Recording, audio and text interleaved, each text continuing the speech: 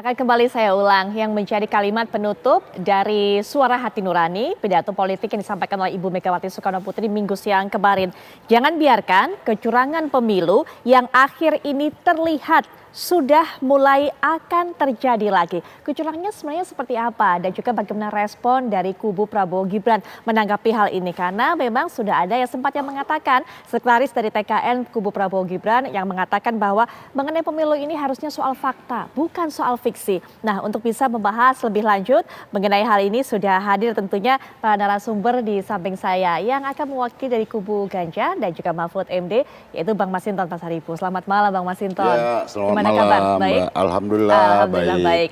Baik, selain Bang Masinton nanti kita juga akan lihat bagaimana ulasan dari sudut pandang politik, juga sudah hadir di samping saya pengamat politik Mas Khairul Umam. Assalamualaikum warahmatullahi wabarakatuh. Waalaikumsalam Mbak Putri.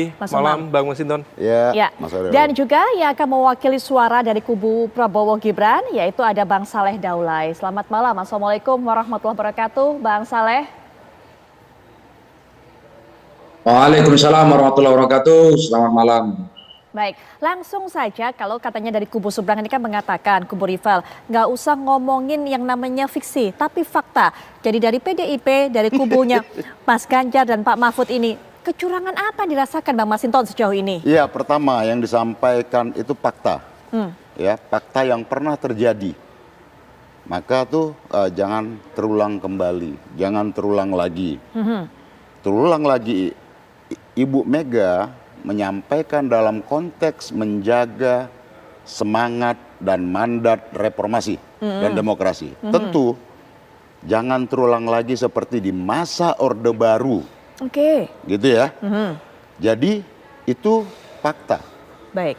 Nah, kemudian ya fakta berikutnya ya, putusan Majelis Kehormatan Mahkamah Konstitusi itu fakta, bukan fiksi. Nah, gitu.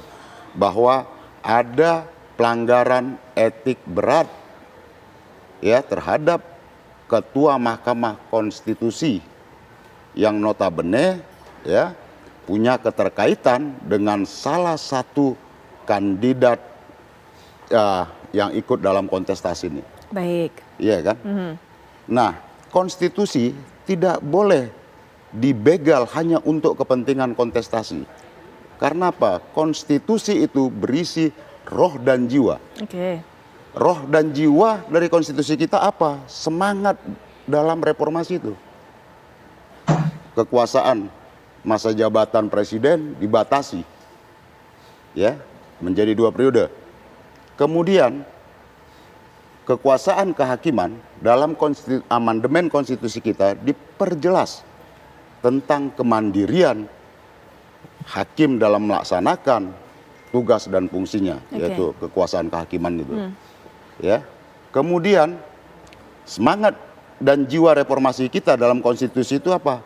Adalah menentang yang namanya nepotisme, kolusi, dan korupsi.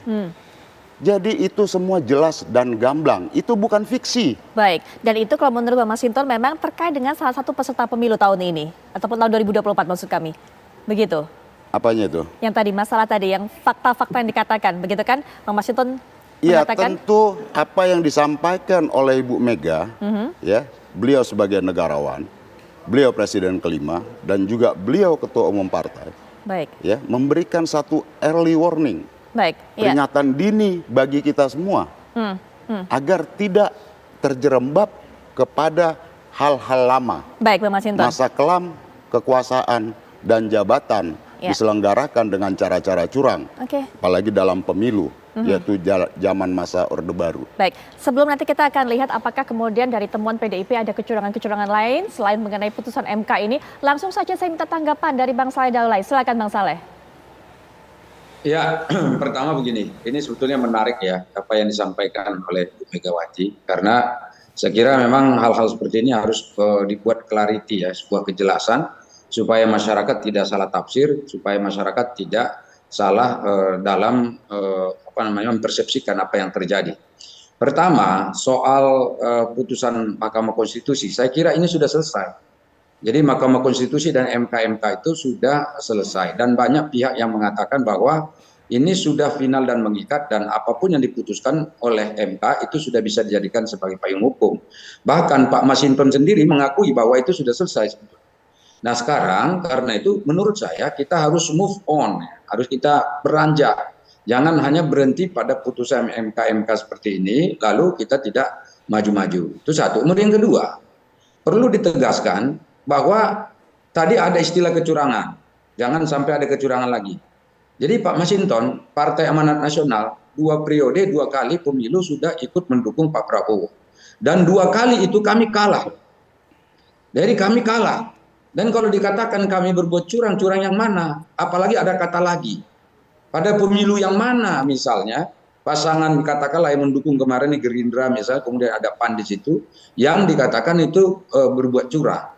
Nah kalau itu nanti misalnya disampaikan seperti itu, publik atau masyarakat nanti menilai, ya jangan siapa yang curang, kami kan kemarin tidak curang. Bos, Ya kan disimak pemilu dulu, juga belum Bos. mulai. Ya Tadi kan kalau udah disebut dijelasin tadi dalam yang konteks curang itu pada reformasi dan demokrasi, Bu Mega menyampaikan itu. Jadi Ya. jangan terulang lagi, berarti Saya- jangan terulang lagi seperti saya- di masa selesaikan Orde dulu, saya Baru, selesaikan. begitu Baik, nggak, sebentar Pak? Bang Masinton. Silakan Bang Saya Saleh paham. terlebih dahulu. Ya, Bang Jadi Saleh. begini, jadi kalaupun yang disebut itu adalah reformasi, misalnya seperti itu kan dulu kita di dalam era reformasi itu termasuk yang dicurangi juga. Pada waktu itu sehingga lahirlah partai-partai yang reformasi seperti PAN. Karena tidak merasa diwakili oleh partai-partai yang ada pada waktu itu. Karena aspirasi politik kita merasa juga dicurangi. Maka kita lahir. Dan karena itu kita ini sekarang semangatnya adalah menjaga konstitusi, menjaga demokrasi, seperti mana yang diinginkan oleh teman-teman. Nah karena itu misalnya kan, kalau disebut misalnya sekarang ini pemilu saja belum mulai, ini kan kita mau penetapan calon besok tuh misalnya kita akan menetapkan, nomor urutnya juga ditetapkan. Lalu misalnya kita sekarang sudah disebut curang misalnya. Ini kan juga menjadi sesuatu yang perlu dipertanyakan. Karena itulah maka saya ini menginginkan, misalnya kalau ada istilah manipulasi, kan ada kata manipulasi misalnya. Itu mendefinisikan manipulasi itu penting. Apa yang dimanipulasi, siapa yang melakukan manipulasi, apa target sasaran dari manipulasi itu.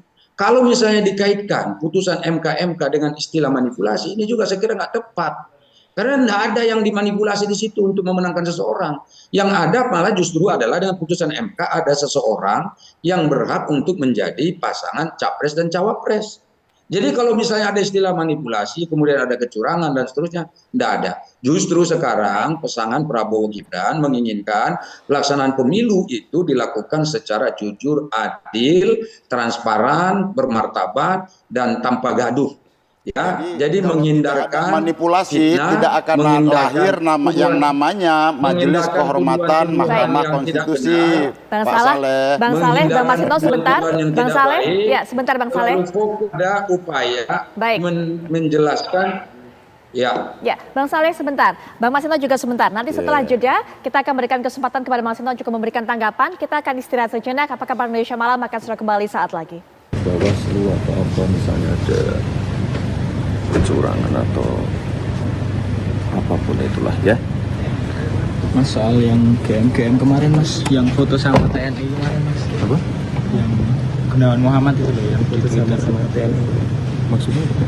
Narasinya kalau Mas Wali memanggil TNI untuk datang ke sini untuk mengawal. Datang ke sini? Iya. Maksudnya? Kan ada yang menyebarkan apa namanya narasi kalau Mas Wali bagian TNI itu juga Foto apa ya? soal Coba netralitas. lihat fotonya apa? Coba lihat. Mana? Waktu Fotonya mana? tanggal 7 itu loh Mas. Yang mana? Coba lihat. Ya. Oh no mas. Ada di Tutup Twitter. aku tutup. Coba lihat. Yang ini loh mas. Lah itu udah lama sekali. Itu kan beliau itu kan sekolah ini Sesko, dan beliau mendatangi semua kepala daerah kok. Ya, nggak ada yang nggak gitu ya. Itu kapan sih Mas? Udah lama banget itu. Mereka memang ini apa? Kayak ada KKN gitu loh, Sesko itu yang baru menjalani Sesko. Ya. Nggak ada hubungannya sama Pilpres. Ya. Mas Jauh sebelum itu ya mas ya. Ini. narasi soal aparat katanya menginstruksikan memasang baliho Prabowo Gibran itu kan juga sekarang sampai Pasang bolone masih. Ya, takono Mas Kuat gitu ya. Kalau Mas Kuat sama- ra tau turu nek bengi Mas Anggi baliho.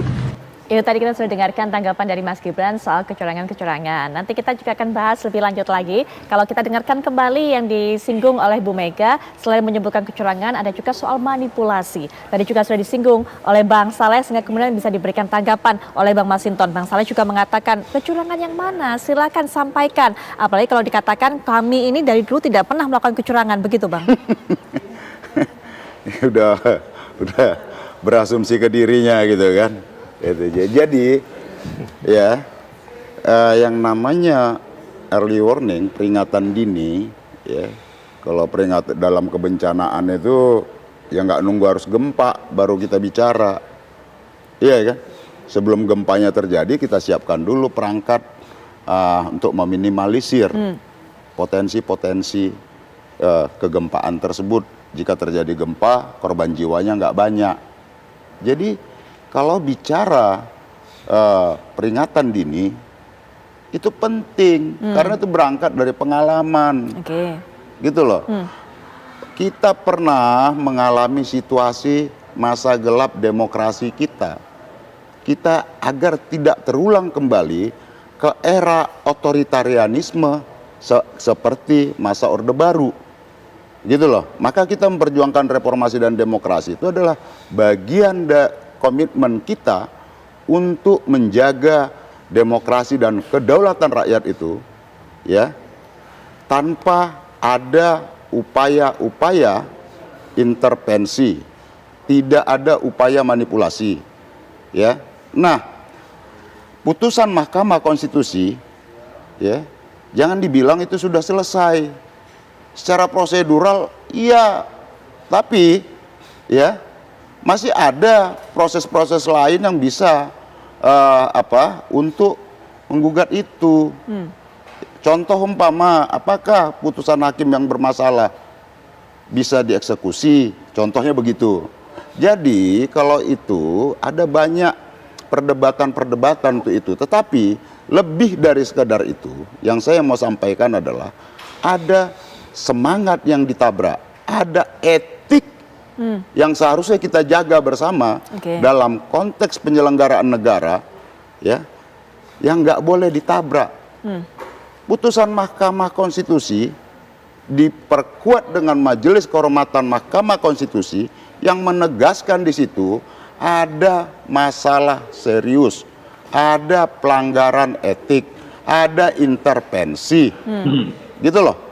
Itu di dalam rekomendasi Majelis Kehormatan. Nah, tentu mungkin orang melihat bahwa persoalan ini persoalan prosedural formal. Orde Baru juga melaksanakan pemilu.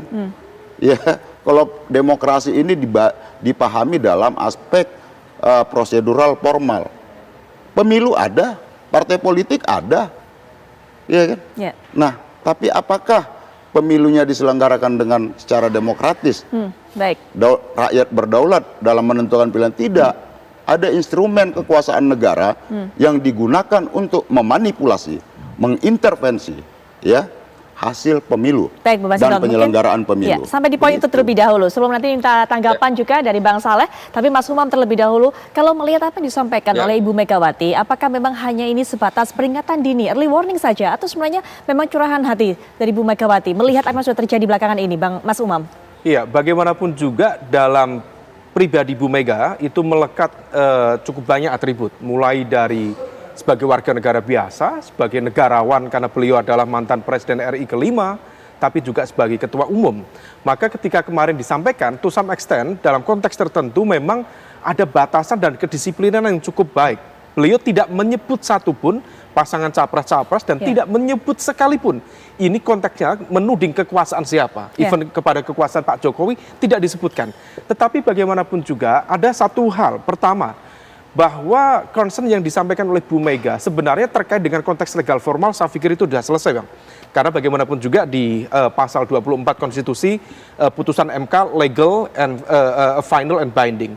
Tetapi memang relevansi dari statement Bu Mega itu memiliki kaitan cukup erat dengan hasil putusan Majelis Kehormatan Mahkamah Konstitusi yang salah satu poin yang cukup membuat kontroversi di banyak pihak dalam konteks ini adalah membuka hasil investigasi di mana ada ruang di mana Pak Anwar Usman sebagai Ketua Mahkamah Konstitusi membuka ruang bagi hadirnya intervensi pihak eksternal. Tetapi concernnya Mbak, per hari ini kemudian seolah tidak ada satu gerakan politik cukup intens untuk membuka lebih real. Ini basis intervensi eksternal itu dilakukan oleh siapa? Padahal ada keyword. Kalau misal kemudian diinvestigasi lebih detail, MK itu bisa merilis CCTV yang ada di majelis di Mahkamah Konstitusi itu bisa bicara siapa pihak-pihak yang masuk ke wilayah pimpinan Mahkamah Konstitusi yang disinyalir memberikan arahan, masukan terkait dengan proses negosiasi quote by quote sehingga kemudian menghasilkan putusan yang kemarin masuk di PKPU nomor 23 tahun 2023, tepatnya di pasal 13 huruf R ya, pasal 13 huruf R di sana yang terkait dengan pasal syarat capres-cawapres. Nah, oleh karena itu kalau misal itu dibuka secara jelas dan memang kalau misal ternyata melibatkan misalnya elemen dari pihak eksternal, terutama dari eksekutif. Nah, di situ ide Bang Masinton yang lama terkait dengan angket itu menjadi relevan. Tapi kalau misal kemarin katanya ada angket yang diangketkan adalah putusan MK, memang itu bukan objek bukan objek hak angket DPR. Tetapi kalau misal ada kemudian keterlibatan dari pihak eksekutif di mana ini menyangkut proses administrasi pemerintahan, wilayah eksekutif yang bermain, maka itu menjadi relevan. Nah, di level ini yang kemudian tampaknya kita juga bertanya, kenapa kalau misal memang itu yang diperdebatkan, tapi kemudian tidak ada pergerakan signifikan dalam konteks politik praktis untuk membuka itu secara terbuka. Itu satu sisi. Di sisi yang lain, diakui atau tidak, statement dari Bu Mega kemarin itu adalah sebuah ekspresi yang begitu terbuka dari Bu Mega, dan itu adalah sebuah penanda bagi titik pisah antara Bu Mega dengan Pak Jokowi dan keluarga besar beliau. Karena bagaimanapun juga memang betul Bu Mega tidak menyebut sekalipun, dan itu adalah bentuk kedisiplinan yang tadi saya sampaikan. Tetapi di saat yang sama, cerita Bu Mega merecall sejarah tentang kekuasaan sentralistik di era Orde Baru, beliau sebenarnya ingin memberikan pelajaran sekaligus mengkontekstualisasikan apa yang terjadi di saat itu dengan yang terjadi di saat ini. Jadi secara tidak langsung statement Bu Mega itu adalah sebuah sentilan sekaligus hantaman kepada Pak Jokowi yang disinyalir menjalankan praktik-praktik kekuasaan yang dinilai agak mirip dengan apa yang dirasakan Bu Mega pada era Orde Baru dulu. Baik Mas Umam, kita sampai di sini terlebih dahulu, nanti Bang Saleh juga bisa berikan pandangan, tapi setelah jeda berikut ini apakah Pak Indonesia Malam akan segera kembali. Kita kembali lanjutkan perbincangan pemirsa. Bang Saleh, ada catatan tadi dari Bang Masinton kalau masalah mengenai putusan MK, katanya semua ditabrak, konstitusi ditabrak, etik ditabrak. Bang Saleh.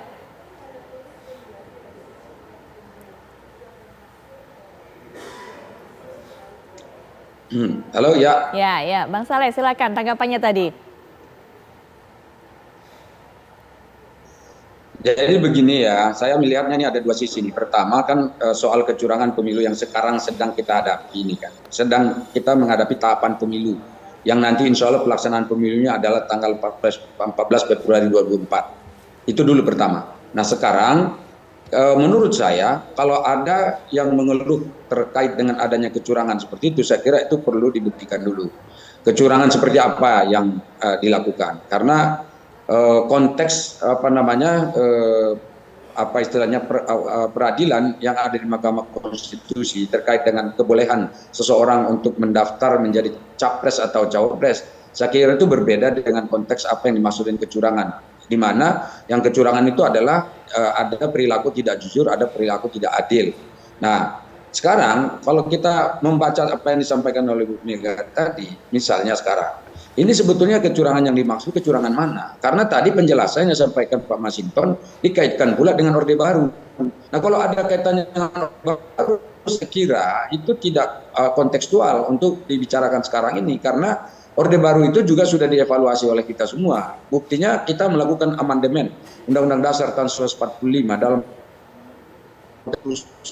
seluruh apa yang terjadi pada masa Orde Baru. Lalu kami pun ikut mendirikan partai, dalam hal ini Partai Reformasi Nyala Partai Amanat Nasional. Ini juga adalah dalam konteks untuk meluruskan Kalau ada kecurangan-kecurangan yang dinilai terjadi saat ini, menurut saya ini sebaiknya diungkapkan saja ke publik sehingga publik mengetahui yang mana yang curang ini sebetulnya, siapa yang curang gitu, apa konteks curangnya, seperti apa. Sehingga nanti publik juga bisa menilai ini kecurangannya benar atau tidak. Yang kedua, kan kita punya pengawas pemilu, ya kan, kita punya aparatnya.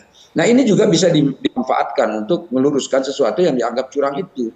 Dan yang ketiga, jangan sampai pernyataan-pernyataan yang dimunculkan ke publik itu malah justru membuat kita makin gaduh, makin tidak teduh, membuat kita merasa tidak nyaman, tidak tertib, tidak tentram. Nah, coba kita lihat, kan suasana kebatinan di antara ini mesti harus dijaga supaya kita akan tetap bersahabat. Saya dengan Pak Masinton kan bersahabat baik. Luar biasa saya dekat dengan dia. Tetapi dengan wacana-wacana yang dimunculkan mungkin oleh elit dan dibaca dan ditafsirkan nanti berbeda oleh masyarakat, itu yang menyebabkan suasana kebatinan itu menjadi tidak baik. Ini harus kita hindari gitu. Nah, kami di Prabowo Gibran menginginkan ke depan ini justru malah persoalan legalitas tadi kita tinggalkan, seperti kata Mas Umam tadi, sudah kita sekarang masuk pada persoalan pokok bangsa ini. Apa yang harus kita lakukan ke depan? Kalau misalnya dikatakan ada kecurangan-kecurangan lagi, tuh pernyataan ada kata lagi itu, ada manipulasi lagi misalnya. Ini berarti yang melakukan manipulasi siapa? Karena selama ini udah 10 tahun ini pemilu dilakukan 2 kali kami ikut bersama dengan Prabowo, selalu ya kami misalnya disebut manipulasi, disebut curang. Ini kan agak aneh juga, masa orang kalah dituduh melakukan kecurangan gitu. Dan niat saja pun tidak ada. Niat untuk melakukan kecurangan itu pun tidak ada. Apalagi sudah ada sinyalemen yang mengatakan sudah terjadi kecurangan. Ini penting sekali. Ya penting, bukan sesuatu yang dianggap sepele. Ini sangat penting supaya tadi kalaupun ada tuduhan-tuduhan seperti itu ya tidak menyerempet, membuat gerakan hati kita menjadi tidak baik begitu. Saya kira ini apa yang penting saya tegaskan di sini. Baik Bang Saleh, silakan. Ada tantangan untuk pembuktian, diungkap saja, dibuka saja siapa yang melakukannya dan juga kecurangan seperti apa, Bang Masinton? Jadi yang disampaikan Bu Mega itu kan tadi beliau sebagai orang yang mengalami kejahatan demokrasi di masa Orde Baru itu ya. Tapi kalau Bang Saleh katakan gitu kalau menyinggung Orde Baru nggak konseptual sekarang, begitu disampaikan Bang Saleh tadi. Oh ya nggak bisa dong. Ini justru kita mengingatkan bangsa ini nggak terjerembab ke sana. Ada indikasi ke arah situ gitu loh. Dimulai dari mana? Dimulai dari kalau dianggap dari putusan Mahkamah Konstitusi. Sebentar Bang Saleh, kita dengarkan terlebih dahulu nanti mungkin Bang Saleh tanggapi. Silakan Bang Saleh. Dimulai dari persoalan Mahkamah Konstitusi. Majelis Kehormatan Mahkamah Konstitusi sudah jelas gamblang menyampaikan ada pelanggaran etik berat di sana. Emang yang diuji di Mahkamah Konstitusi apa? Norma apa? Emang barang yang diuji di sana? Kan etik, norma. Ya. Gitu loh.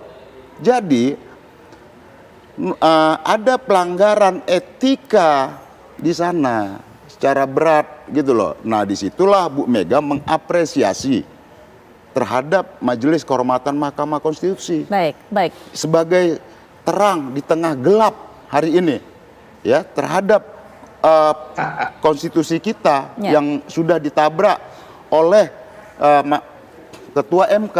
Baik, ya gitu loh. Jadi nggak boleh, konstitusi ini harus kita jaga roh dan jiwanya. Konstitusi nggak boleh dibegal untuk kepentingan kontestasi. Oke, Bang Masinton. Itu sudah fatal. Ya, silakan Bang Saleh, apa yang mau disampaikan tadi? Silakan. Begini, pertama, kejadian yang ada di Mahkamah Konstitusi dan MK, saya Mahkamah Konstitusi dan sudah undang-undang putusannya final mengikat, itu pegang dulu, nggak selesai di situ kan.